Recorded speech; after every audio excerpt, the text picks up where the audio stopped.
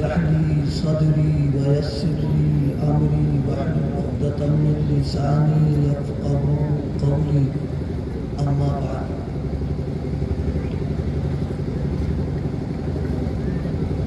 أعوذ بالله من الشيطان الرجيم بسم الله الرحمن الرحيم إنما المؤمنون الذين إذا ذكر الله وجلت قلوبهم وإذا تليت عليهم آياته زادتهم إيمانا وعلى ربهم يتوكلون صدق الله مولانا العظيم.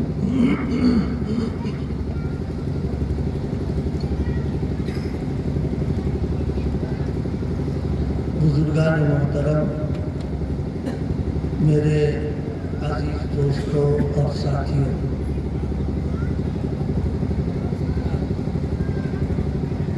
اللہ پاک کا بے انتہا فضل ہے، اس کا احسان ہے. ہم سب کو اپنی اپنی مشغولیتوں سے، کاموں سے فارغ کر کے سیرت پاک کے عنوان پر ہونے والے پروگرام میں شرکت کی اور حاضری کی توفیق عطا فرمائے. اللہ پاک ہم سب کی اس حاضری کو قبول فرمائے. آپ حضرات کافی دیر سے حضرات علماء کرام کے بیانات سن رہے تھے. اللہ پاک ان بیانات کو قبول فرمائے اور ہم سب کو اس پر عمل کرنے کی توفیق عطا فرمائے.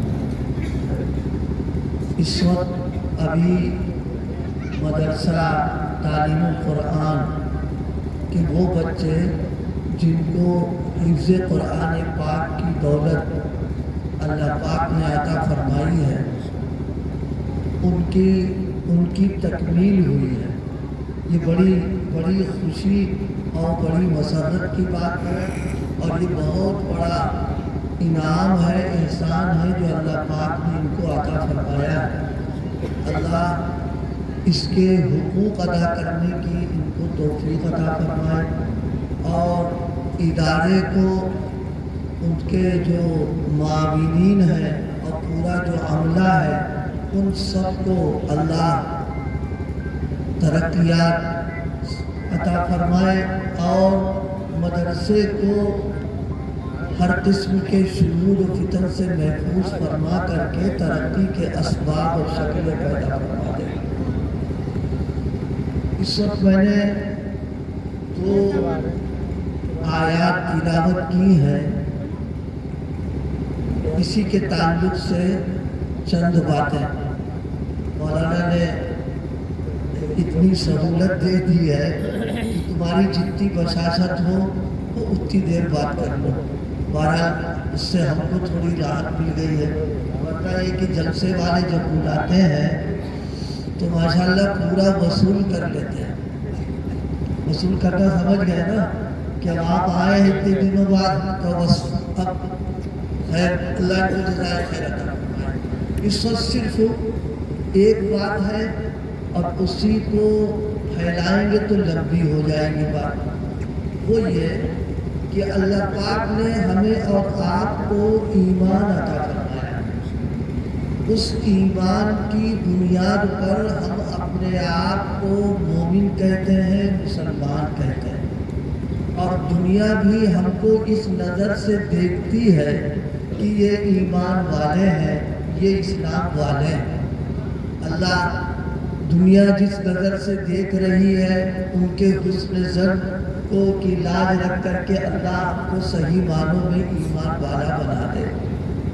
اب ایک بات ہے جو خود ہمیں اور آپ کو غور کرنا ہے، سوچنا ہے، وہ یہ کہ دنیا والے سمجھتے ہیں کہ یہ ان کے پاس ایمان ہے، تو کیا واقعی ہمارے پاس ایمان ہے؟ ایک شخص ہے، ہم اس کو مالدار سمجھتے ہیں اور اس نظر سے دیکھتے کہ اس کے گھر میں دولت، اس کے پاس دولت ہے، تو اس کو بھی تو سوچنا چاہیے کہ ہم کو لوگ مالدار سمجھ رہے ہیں تو کچھ ہمارے پاس پونجی ہے کہ نہیں.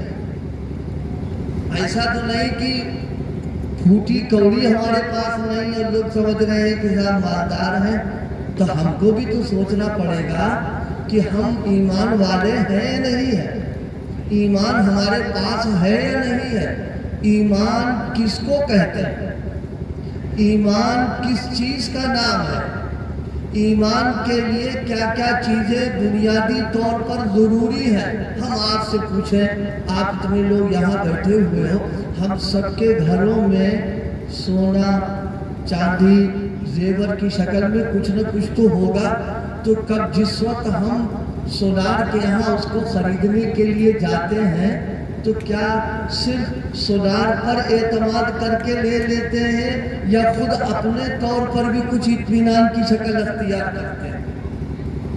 ظاہر سی بات ہے، مارکیٹ میں تو بہت ساری دکانیں سونے چاندی کی موجود ہیں، سائن بورڈ لگا رکھا، لیکن ہر ایک کی دکان پہ نہیں جائیں گے، بلکہ جب خریدنا ہوگا تو ہم اپنے دوستوں سے یاروں سے پوچھیں گے کہ بھائی بیٹی کی شادی میں زیور کا مرحلہ ہے، بتاؤ کس کی دکان پر جائیں؟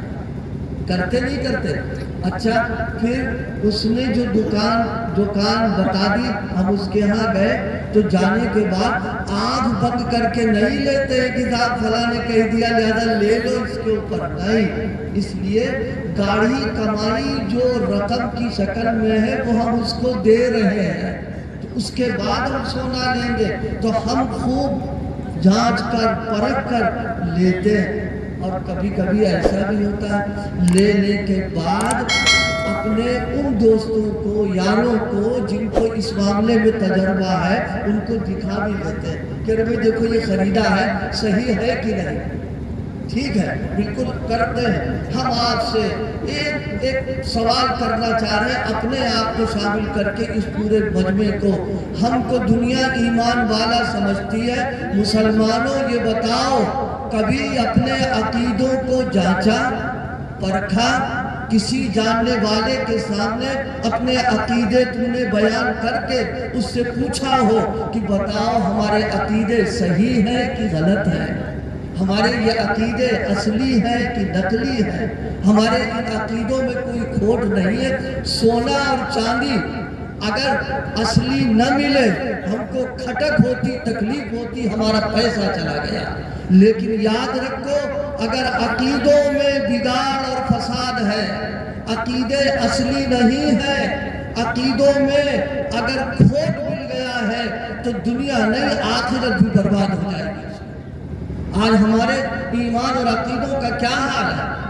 اکثر معاشرے میں وہ لوگ ہیں جن کو ایمان اور عقیدوں کے تعلق سے زیادہ پوچھا جائے کہ تم کو یہ چیزیں کہاں سے ملی تو یہ کہیں گے کہ مسلمان کے گھر میں پیدا ہوئے تھے اور اماں ابا مسلمان تھے اور گھر والے جو کچھ مانتے تھے وہی ہم نے ماننا شروع کر دیا، اس سے زیادہ ایمان کے اور عقیدوں کے تعلق سے ہمارے پاس کچھ نہیں۔ ہماری سب سے بنیادی ضرورت دنیا کی بھی اور آخرت کی بھی۔ اچھا ایک بات بتائیے، ایک شخص ہے نماز پڑھتا ہے لیکن ایمان نہیں ہے اس کے پاس، اس کی نماز کسی کام کی ہوگی؟ بات سمجھ میں آئی نہیں آئی ہماری؟ اچھا ایک شخص ہے روزہ رکھ رہا، زکوٰۃ دے رہا، لیکن ایمان نہیں ہے، کسی کام کا نہیں، نماز ہو، روزہ ہو، زکوٰۃ ہو، حج ہو، کوئی عبادت ہو، وہ عبادت جب معتبر ہوگی جب ایمان ہوگا، بغیر ایمان کے کوئی عبادت معتبر نہیں ہے۔ اور ایمان جڑ ہے، جس طرح درخت کے وجود کے لیے، درخت کے پھل دینے کے لیے، درخت میں پھول آنے کے لیے، پتوں کے لیے جڑ ہونا ضروری ہے، اگر جڑ نہیں ہے تو کوئی اس کو درخت ماننے کو تیار نہیں ہوگا، وہ یہ کہے گا یہ نقلی ہے، یہ کاغذ کے پھول ہیں، یہ جناب والا یہ اصلی درخت نہیں ہے۔ اصلی درخت کے لیے جڑ کا ہونا ضروری ہے۔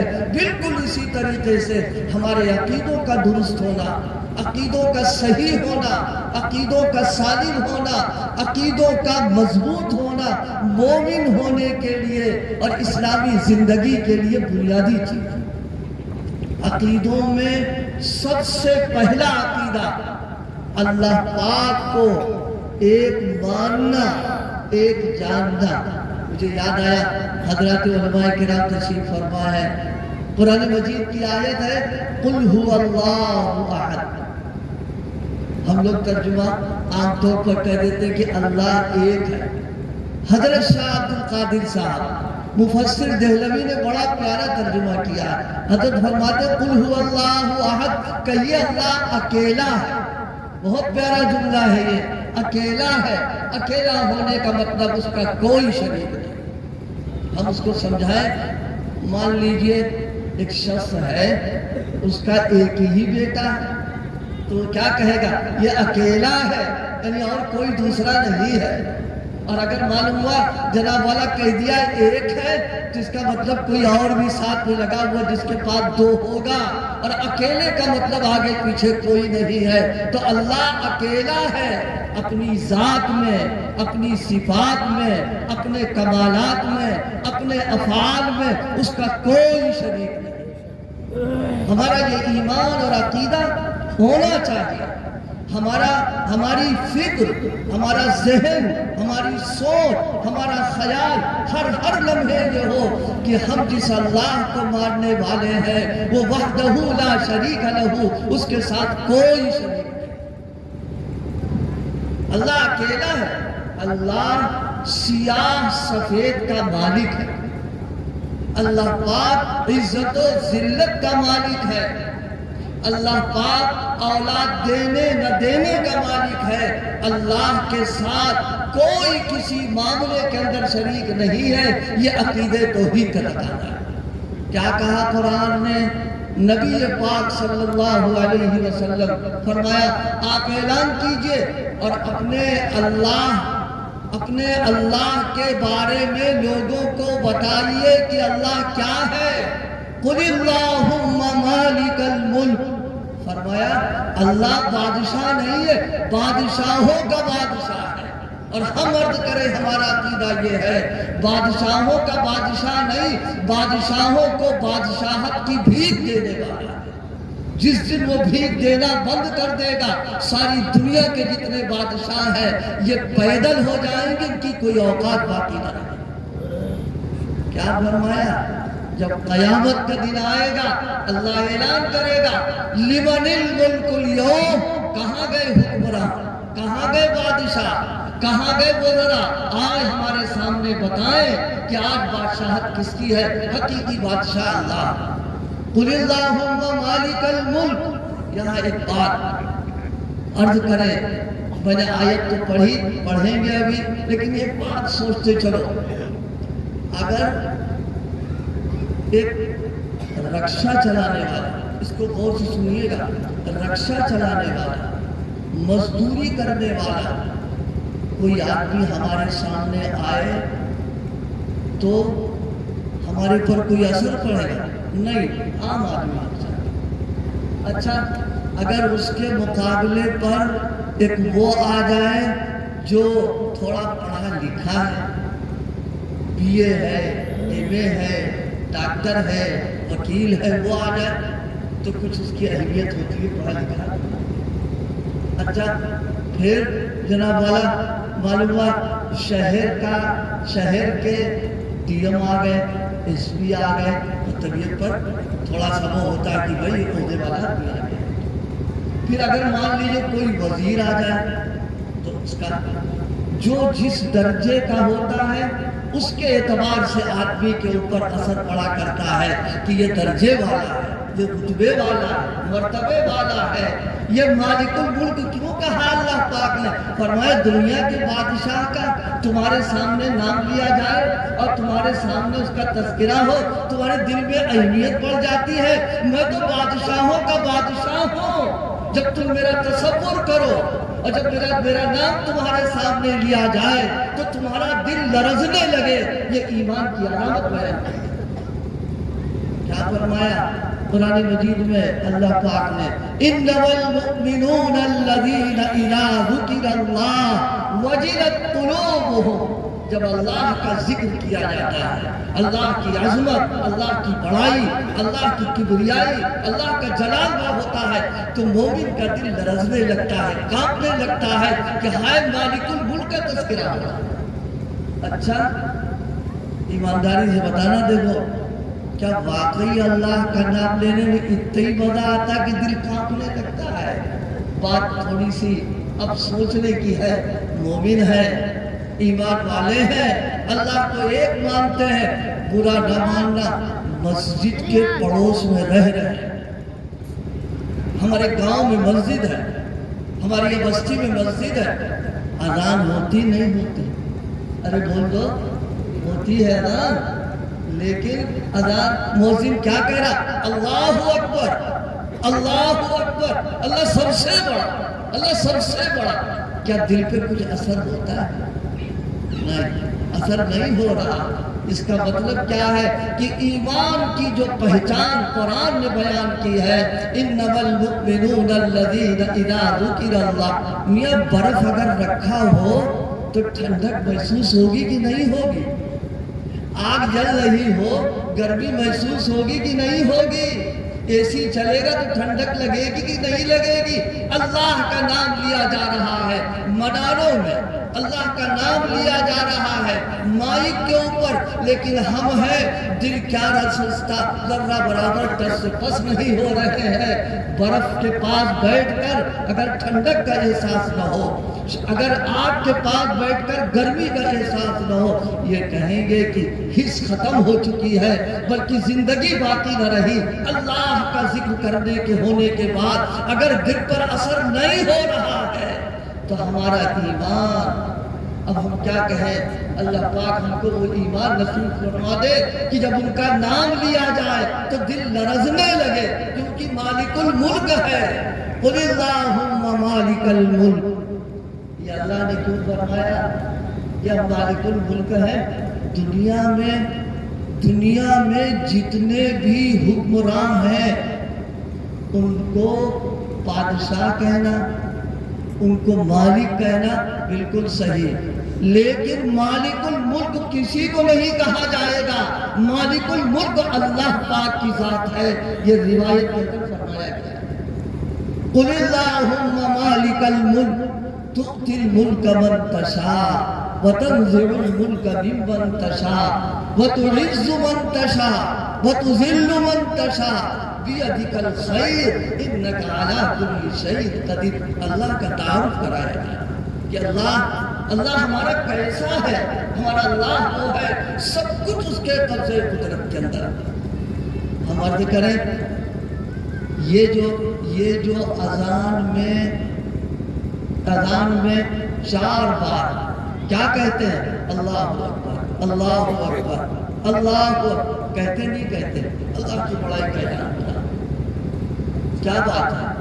دیکھو اللہ دنیا کا ذہن بنانا چاہ رہا ہے، دماغوں میں بٹھانا چاہ رہا ہے، رگ و ریشے میں اس حقیقت کو پیوست کرنا چاہتا ہے کہ دیکھو دنیا کا، پوری کائنات کا جو کام چل رہا ہے وہ 4 چیزوں پر چل رہا ہے۔ کیا 4 چیزیں میں نے عرض کی، بہت مختصر طور پر سمجھاؤں گا۔ آگ، پانی، مٹی، پانی، آگ، ہوا، پانی، مٹی، یہ 4 چیزیں وہ ہیں۔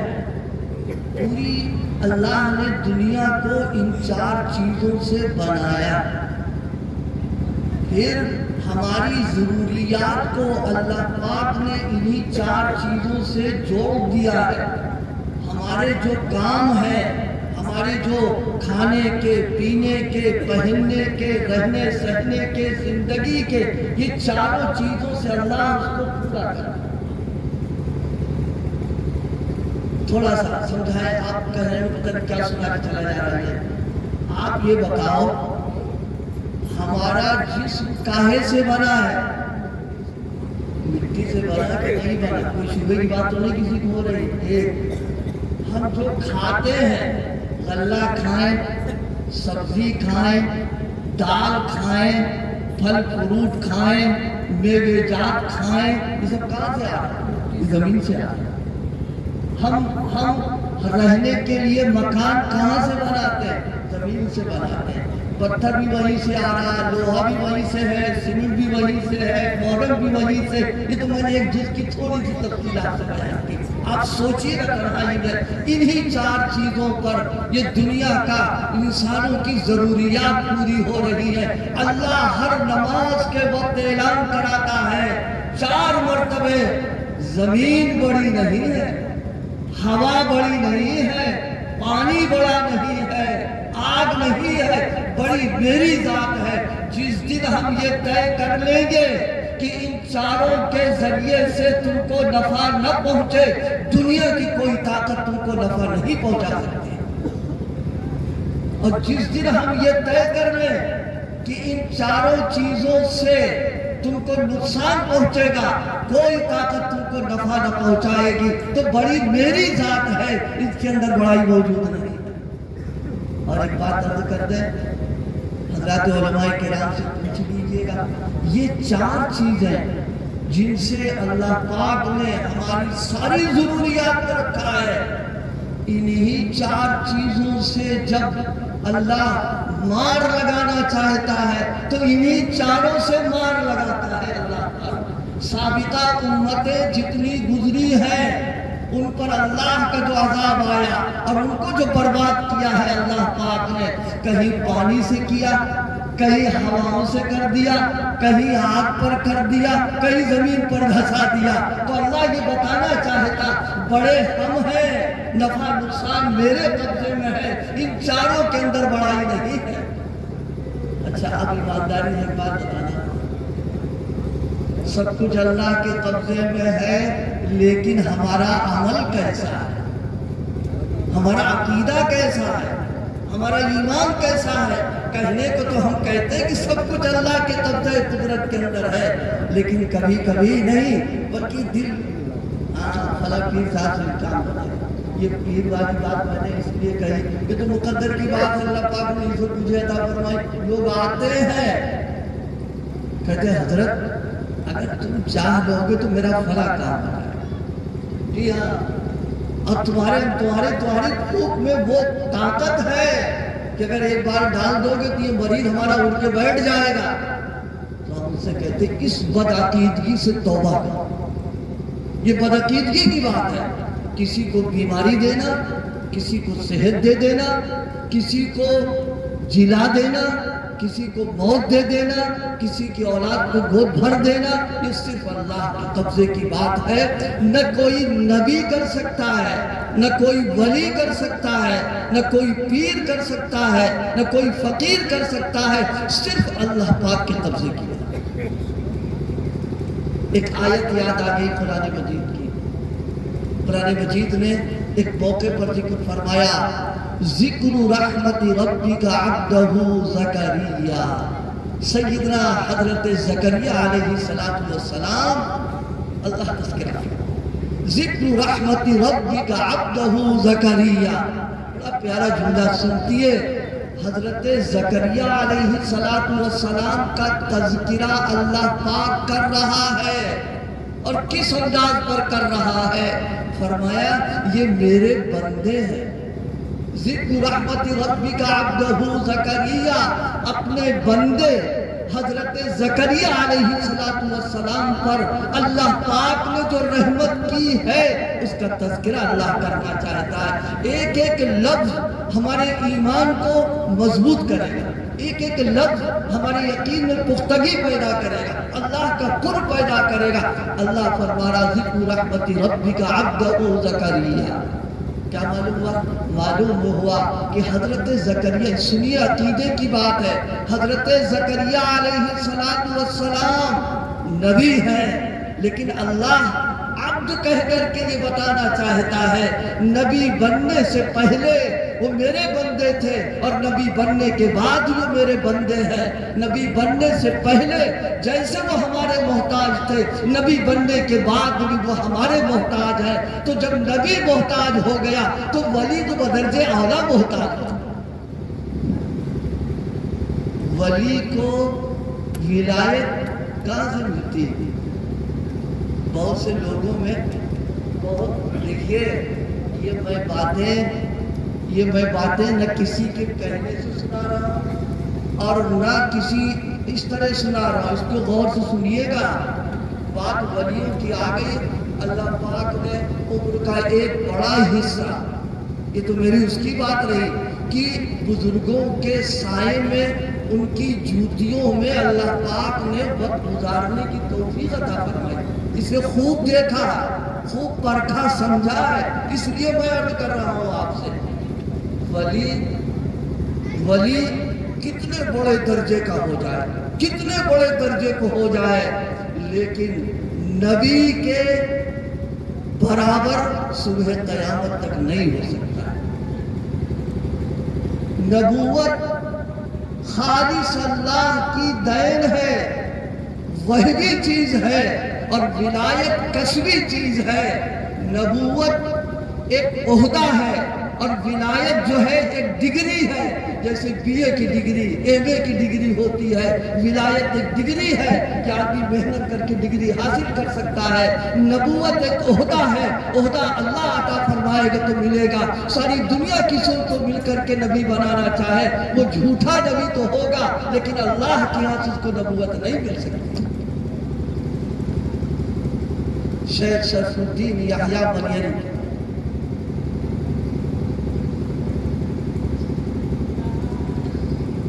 ایسا ہے، بہت ختم قریب آگے جتنے میں نیت کی تھی بہت پورا ہو گیا ہمارا، بس یہ بات عرض کر دی پوری۔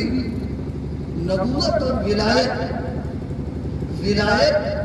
نبی پاک کی اتباع کے نتیجے میں اور صدقے میں ملتی ہے۔ سن لیجئے، اگر کوئی شخص اتباع نبوت، اتباع سنت، نبی پاک کی ایک سنت کے بھی خلاف زندگی اگر گزارتا رہتا ہے، اس کو ولایت کی ہوا نہیں لگ پائے گی۔ ولایت کو اللہ پاک نے نبی پاک کے طریقے کے چلنے پر کیا ہے۔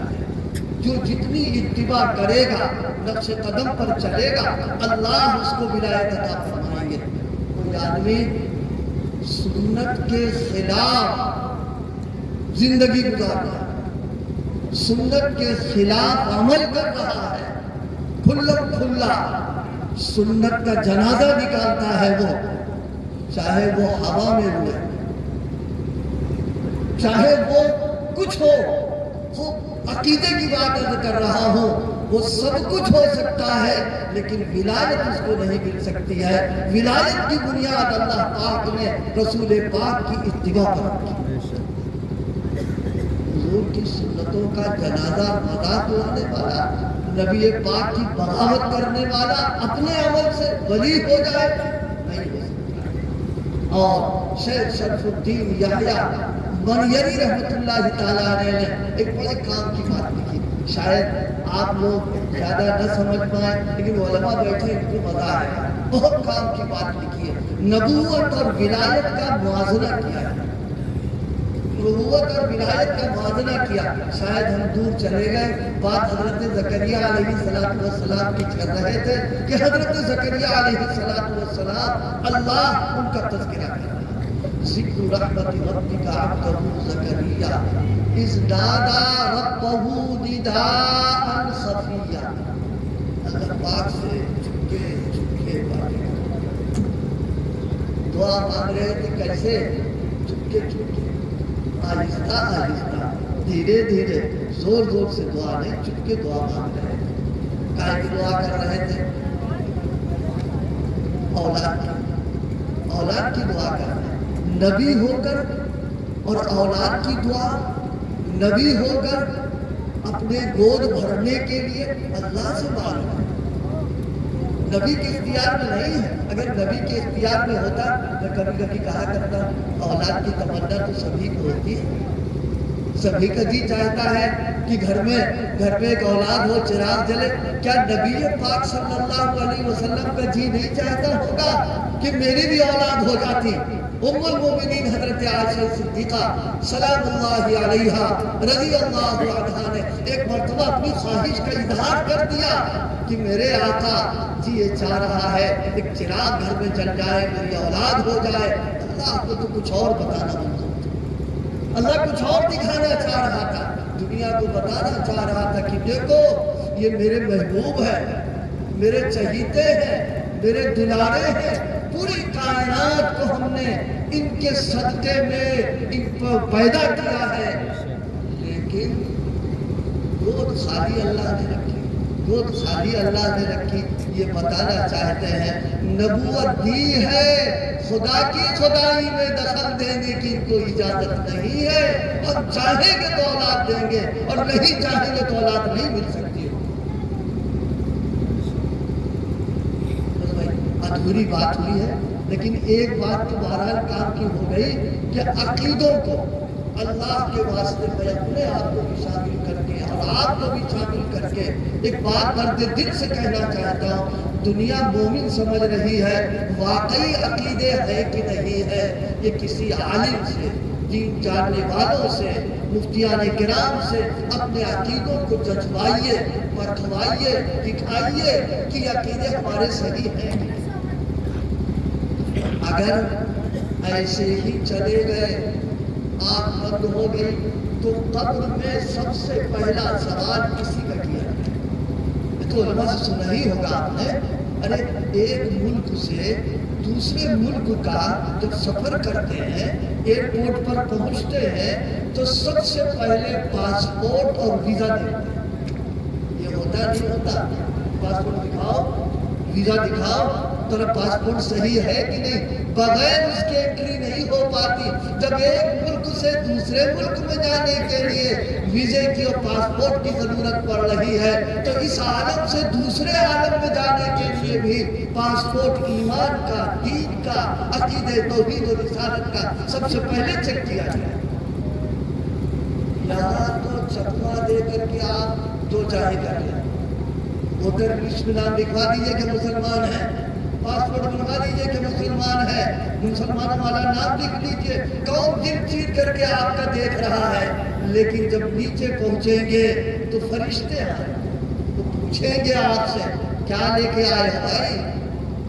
ما دینک کا وربک کا ما تقول لہذا الرجل۔ اب وہاں آئے بائیں شائیں شروع ہو جائے گی، اس لیے کہ جب کچھ نہیں ہوگا تو بات نہیں ہوگی۔ قرآن مجید حدیث میں منافقین کا تذکرہ ہے، وقت نہیں میں آپ کو بتاتا، بس ایک پیغام دے کر کے اللہ مجھے بھی توفیق عطا فرمائے اور آپ کو بھی اپنے عقیدوں کو درست کریں، عقیدوں کو صحیح کریں اور ان عقیدوں کی مرتے دم تک حفاظت کی فکر کریں۔ جب تک جڑ رہے گی درخت سرسبز و شاداب رہے گا، جناب والا اس میں پتے بھی آئیں گے، پھول بھی آئیں گے، پھل بھی آئیں گے، اور جڑ ہی سڑ گئی ختم قصہ ہو جائے گا۔ جب ہمارا عقیدہ ہی نہیں باقی رہے گا تو پھر کیا کر لیں گے؟ اللہ پاک ہم سب کو اپنے عقیدوں کی حفاظت کی اور اس کے بتاتی رکھنے کی فکر نصیب فرمائے۔ آیت کریمہ میں 3 باتیں بیان کی تھی، ایک کا میں نے تذکرہ کیا ہے، 2 باقی رہ گئی ہیں۔ اللہ میری گزارشات کو قبول فرما لے، عمل کرنے کی توفیق عطا فرمائے۔ وآخر دعوانا